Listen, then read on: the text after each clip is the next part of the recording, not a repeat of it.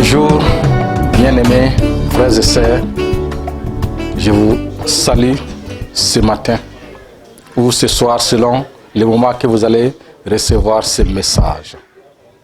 Je suis l'évangéliste José Sédou Woro. Je suis au ministère du Mouvement international d'évangélisation et de libération, Miel, dont la base est à Tougan. Donc je suis un évangéliste, pasteur, et je suis le secrétaire du ministère, je suis l'adjoint du prophète, le prophète Emmanuel Sérémé.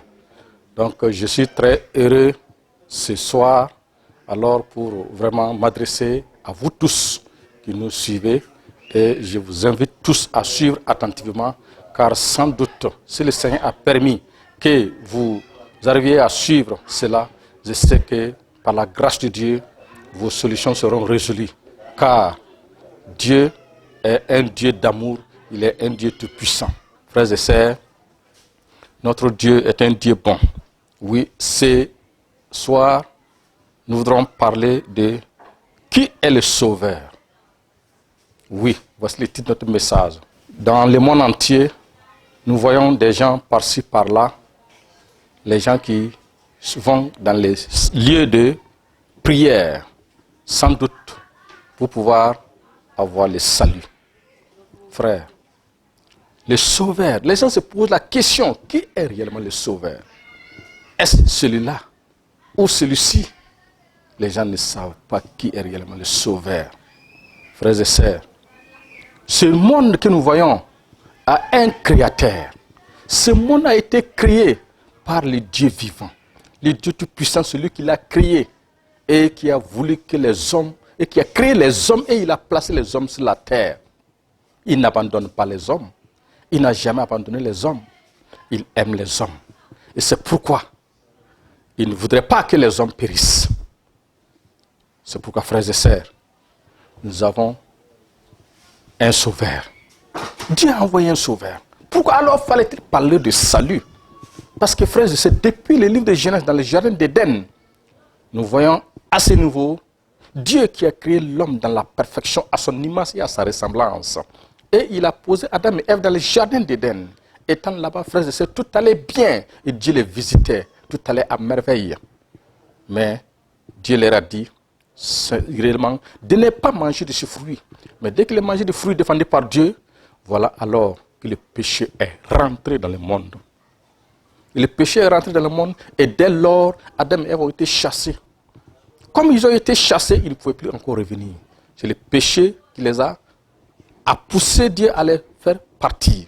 C'est pourquoi, frères et sœurs, je te dis ce matin, Dieu dans son amour, bien qu'il ait vu que l'homme est péché, les hommes n'ont pas de solution pour ce problème.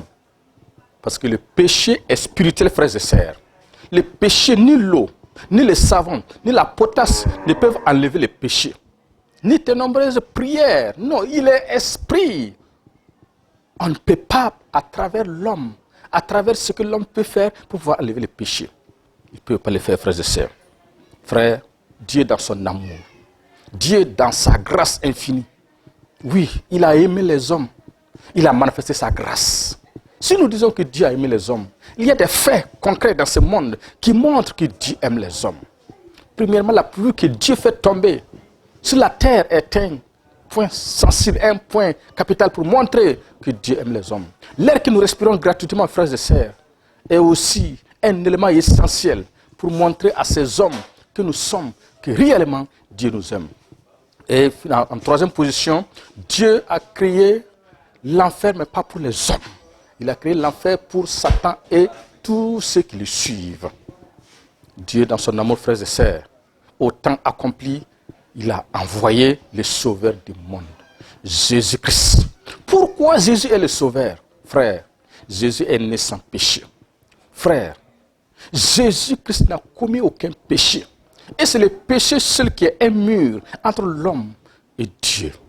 Sinon, Dieu aime les hommes. Dieu aime les pécheurs. Quel que soit ton péché, je te dis que Dieu t'aime. Quel que soit le nombre de tes péchés, frères et sœurs, Dieu t'aime et Dieu a la solution. Tu peux avoir le salut. Je te crois en Jésus-Christ.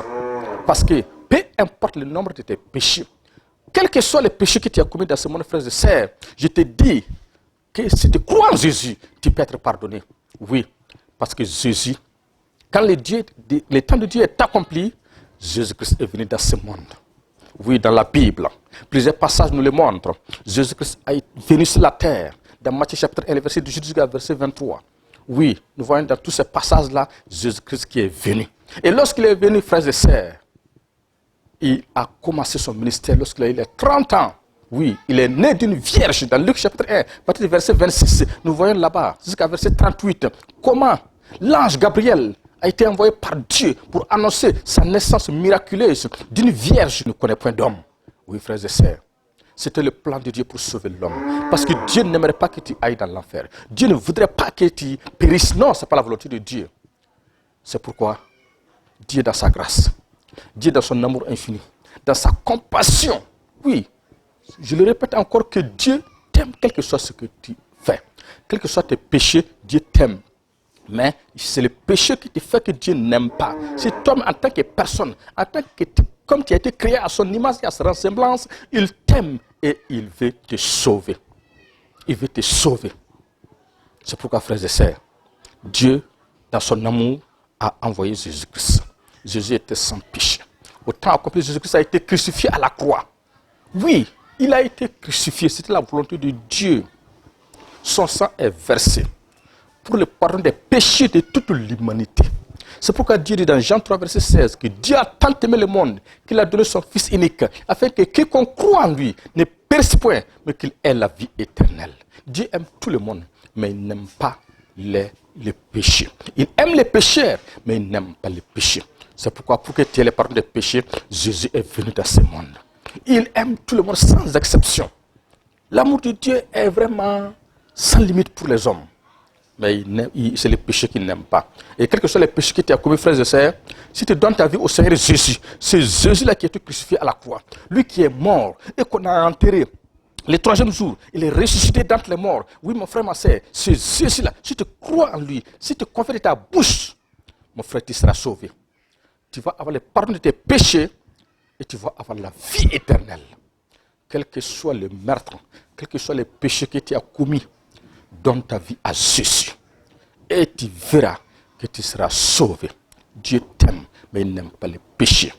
Si tu donnes ta vie à Jésus, il va te pardonner tes péchés et il va te donner la puissance, la force pour alors ne plus encore commettre ces péchés. Oui, lui seul qui t'a créé, lui il a le pouvoir de te rendre fort plus que les péchés. Frères et sœurs, voilà encore quelques passages qui sont dans la Bible. Oui, que nous pouvons lire. Frères et sœurs, ce sacrifice accompli par Dieu, alors est pour tout le monde. Ce sang de Jésus c'est le remède pour le pardon des péchés. Ce sang est comme le savon pour laver tes péchés. Le sacrifice des animaux est insignifiant. Oui, le sacrifice des animaux est insignifiant, incapable d'enlever les péchés des hommes. Parce que l'homme a de la valeur. L'homme est important aux yeux de Dieu.